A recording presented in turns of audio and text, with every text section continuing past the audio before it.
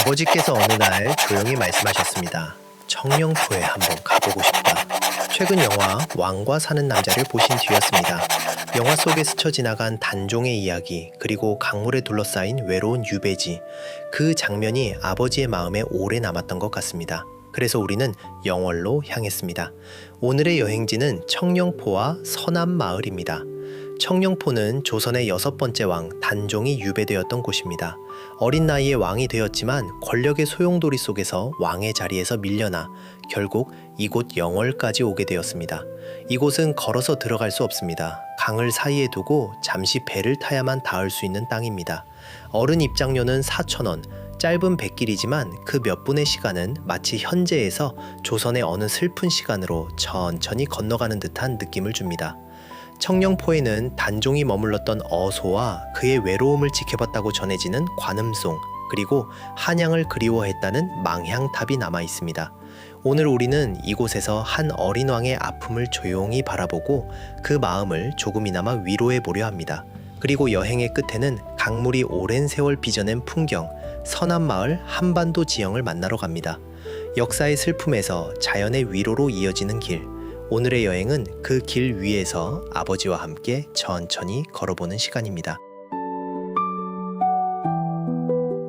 청령포 안으로 들어서면 가장 먼저 느껴지는 것은 이곳이 생각보다 훨씬 조용하고 훨씬 좁다는 사실입니다.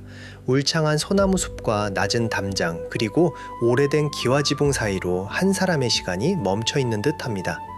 이곳에 유배되었던 단종은 조선의 6번째 왕이었습니다. 하지만 왕의 자리에 있었던 시간은 너무나 짧았습니다. 아버지 문종이 세상을 떠난 뒤 어린 나이에 왕위에 올랐지만 권력은 어린 임금의 손에 오래 머물지 못했습니다. 숙부였던 수양대군이 왕위를 차지하면서 단종은 왕의 자리에서 물러났고 결국 이곳 영월 청령포로 유배를 오게 됩니다. 그때 단종의 나이는 겨우 17. 지금으로 보면 아직 세상을 다 알기도 어려운 나이였습니다. 그런데 이 어린 왕이 머물렀던 공간은 왕궁도 아니고 넓은 집도 아니었습니다. 강물에 둘러싸여 배를 타야만 들어올 수 있는 외딴 땅, 그리고 낮은 담장 안에 작은 거처였습니다.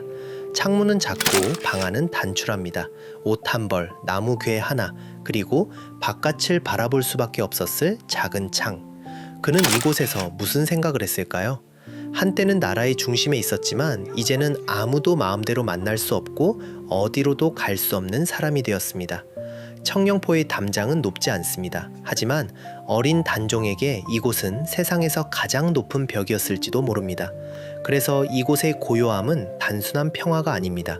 왕이었지만 왕으로 살 수 없었던 한 소년의 외로움이 아직도 이 숲과 기와 사이에 남아 있습니다.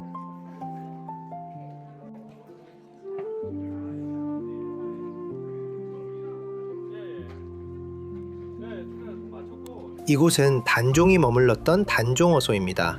현재 건물은 당시의 모습을 바탕으로 복원한 공간으로 유배 시절 단종의 생활을 보여주는 장소입니다. 단종은 1457년 영월 청령포로 유배되었습니다. 청령포는 삼면이 서강으로 둘러싸여 있고 뒤쪽은 육육봉이라 불리는 험한 절벽이 막고 있어 외부와 쉽게 오갈 수 없는 지형입니다.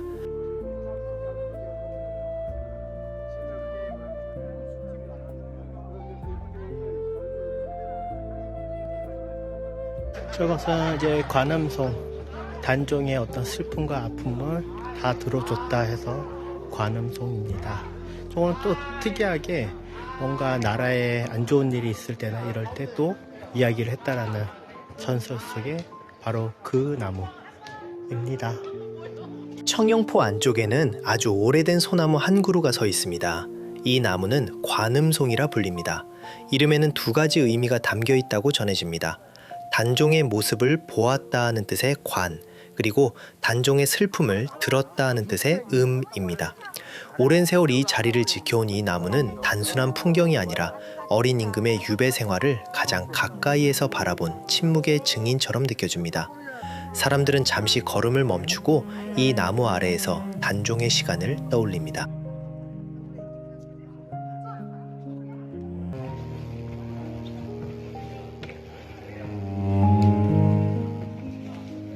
망향탑으로 오르는 길은 그리 높지 않지만 마음은 이상하게 천천히 무거워집니다. 이곳은 어린 단종이 청령포에 머물던 시절 멀리 한양 쪽을 바라보며 그리움을 달랬다고 전해지는 장소입니다. 그래서 이름도 망향탑입니다. 고향을 바라보는 탑, 돌을 쌓아 마음을 대신한 자리입니다. 아래를 내려다보면 강물이 청령포를 감싸고 흐릅니다. 처음에는 아름다운 풍경처럼 보이지만 조금 더 바라보면 이 강은 단종에게 길이 아니라 경계였다는 생각이 듭니다. 건너가고 싶어도 건널 수 없고 돌아가고 싶어도 돌아갈 수 없는 선이었을지 모릅니다. 어린 나이에 왕이 되었고 또 너무 어린 나이에 왕의 자리에서 밀려났던 단종. 그가 이곳에서 바라본 하늘과 산, 강물은 오늘 우리가 보는 풍경과 크게 다르지 않았을 것입니다. 다만 그 마음은 달랐겠죠. 우리는 잠시 머물다 돌아갈 수 있지만 그에게 이곳은 세상과 끊어진 유배의 시간이었습니다. 망향탑에 쌓인 작은 돌들은 단종의 그리움이자 오랜 세월 뒤에 이곳을 찾은 사람들이 건네는 조용한 위로처럼 느껴집니다. 이제 청령포를 떠납니다. 강물처럼 흘러간 시간을 뒤로하고 우리는 가까이에 있는 또 하나의 영월 풍경, 한반도 지형으로 유명한 서남마을로 향합니다. 자, 이제 청령포에서 한 대략 15분 정도 오면은 여기 한반도 지형까지 금방 오실 수가 있어요. 자, 이거 주차하고 자동차 충전 걸어 놨으니까 한반도 지형으로 고고고. 청령포를 뒤로하고 이제 우리는 가까이에 있는 서남마을 한반도 지형으로 향합니다. 서남마을은 영월을 대표하는 자연 명소 중 하나로 평창강이 오랜 세월 땅을 휘감아 흐르며 마치 한반도를 닮은 지형을 만들어낸 곳입니다. 하지만 이 풍경은 바로 만날 수 없습니다. 전망대까지는 숲길과 계단을 따라 대략 25분 정도 걸어 올라가야 합니다. 길은 조금 숨이 차지만 그만큼 마음은 천천히 비워집니다. 나무 사이로 스며드는 바람, 발밑에 돌과 흙, 그리고 사람들이 하나씩 쌓아 올린 작은 돌탑들이 이 길을 더 조용하고 깊게 만들어줍니다. 여행이 주는 행복은 목적지에 도착하는 순간만이 아닙니다. 잠시 속도를 늦추고 내 안에 복잡한 생각을 내려놓으며 그 길 위에 머무는 시간에도 있습니다. 이제 조금만 더 오르면 강물과 시간이 함께 빚어낸 풍경, 서남마을 한반도 지형을 만나게 됩니다. 지금 주차장에서 대략 한 15분 정도 걸어왔는데 한 5분 정도 더 걸어가야 될 것 같아요. 생각보다 거리가 좀 있으니까는 운동화라든가 좀 편한 거 신고 오는 거를 추천합니다. 드디어 숲길과 계단을 지나 서남마을 한반도 지형 전망대에 도착했습니다. 눈앞으로 펼쳐지는 풍경은 평창강이 오랜 시간 땅을 휘감아 흐르며 만들어낸 자연의 작품입니다. 지도에서 보던 한반도의 모습이 이곳에서는 강과 산, 숲의 형태로 조용히 드러납니다. 25분의 걸음 끝에 만나는 이 풍경은 힘들었던 발걸음마저 여행의 일부였다고 말해주는 듯합니다. 드디어 전망대에 올라서자 눈앞에 서남마을 한반도 지형이 펼쳐집니다.